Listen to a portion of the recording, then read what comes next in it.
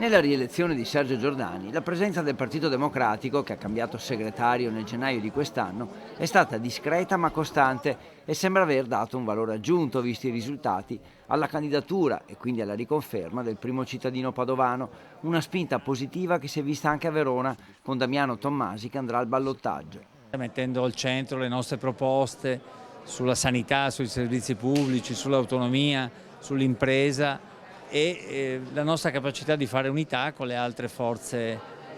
politiche e civiche che possono riferirsi al centro-sinistra. Sergio Giordani ripete spesso di essere un sindaco civico non legato a doppio filo ai partiti ma solo ai cittadini. Questo non significa, secondo i dirigenti del PD, allontanarsi dai partiti, ma gestire il rapporto con buon senso e senza eccessi. Siano due personalità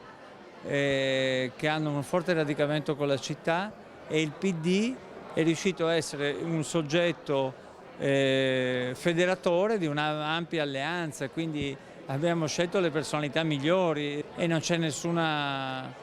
contraddizione tra avere un candidato civico così forte che parla alla città ed essere sostenuto da una forza come il PD che si dimostra essere poi il perno di queste coalizioni. E adesso il PD pensa al futuro, che significa puntare alla guida della regione nel dopo Zaia, sulla scia di Padova e Verona. Il PD rinasce dalle città, da questo risultato. C'è ancora un grandissimo lavoro da fare, bisogna farsi trovare pronti alle prossime elezioni regionali